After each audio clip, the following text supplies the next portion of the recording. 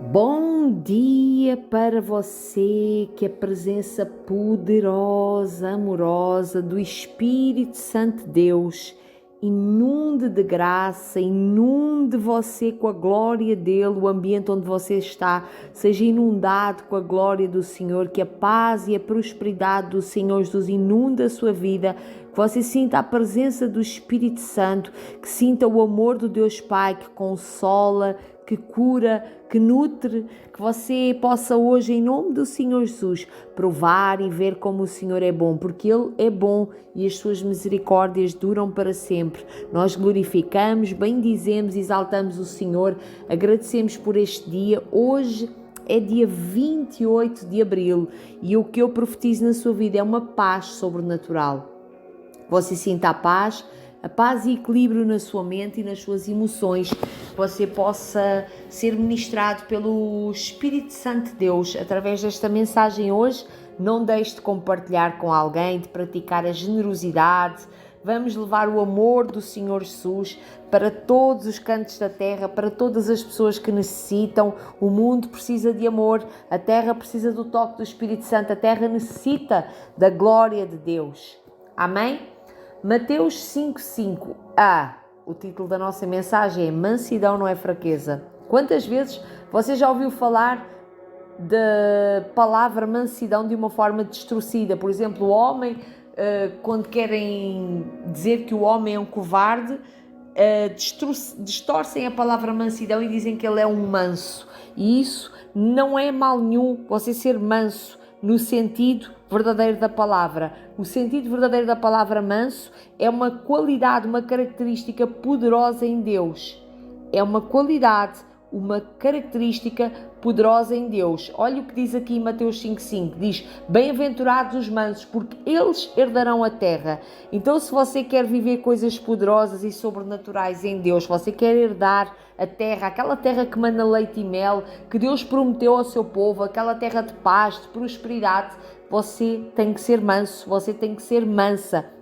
Mas muita gente leva a palavra mansidão de uma forma distorcida, repito, é de uma forma distorcida. A mansidão na cultura das pessoas, a cultura que foi ensinada, significa para muita gente fraqueza, mas esta não é a visão das Escrituras Sagradas. A visão de Deus para a palavra mansidão é uma visão de ser humilde, de ter um espírito controlado, de ter domínio próprio, de saber ouvir, de saber estar.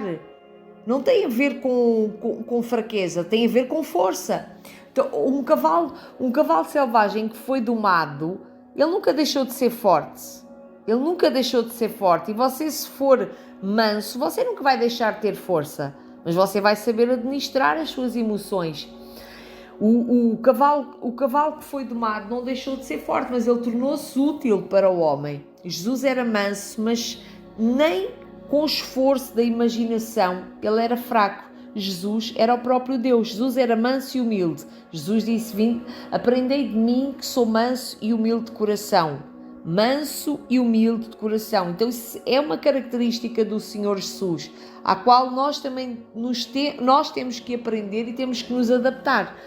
O que ele quis dizer quando Jesus disse que os mansos herdarão a terra, ele estava falando acerca da nossa atitude, que é de termos uma forma humilde de estar, de estarmos sensivelmente, essa forma humilde de estar, ela falta na cultura das pessoas. As pessoas preferem andar no inverso da mansidão, que é ser orgulhoso, ser arrogante. Então, às vezes, para você tentar entender o que é ser manso, procure qual é que é o contrário da mansidão. É orgulho, é arrogância, é bruta, essa pessoa ser bruta, ser impulsiva. Então, deixe-me aqui partilhar um testemunho de um famoso treinador de beisebol. Ele um dia disse que os homens bons terminam por último. Os homens bons terminam por último. Um dos livros mais vendidos há uns anos foi procurado pelo número 1, Looking Out for Number 1. Na década de 1970 foi descrito por alguns sociólogos como a década do Me. Então, os homens bons terminam por último. Os homens bons terminam por último. Nunca pense que ser manso é mau. Ser manso é ser uma pessoa passiva. Não tem a ver com isso. Tem a ver com domínio sobre as suas emoções. Tem a ver com humildade. Nenhuma pessoa é mansa por natureza. É a obra do Espírito Santo de Deus. Nenhuma pessoa é mansa. Escreva isto nas suas memórias. Nenhuma pessoa é mansa por natureza. É a obra do Espírito Santo de Deus. Moisés era manso, mas ele não era manso por natureza. Lembra-se que Moisés matou o egípcio? Então ele não era manso por natureza, ele agia instintivamente. Deus levou 40 anos para trabalhar na mansidão dele. E Deus ainda está a trabalhar em mim e em si. Deus está a trabalhar nas nossas emoções. Pedro certamente também não era manso por natureza. Você vê a impulsividade de Pedro quando ele vai e corta lá a orelha do soldado. Pedro era sempre o primeiro a ir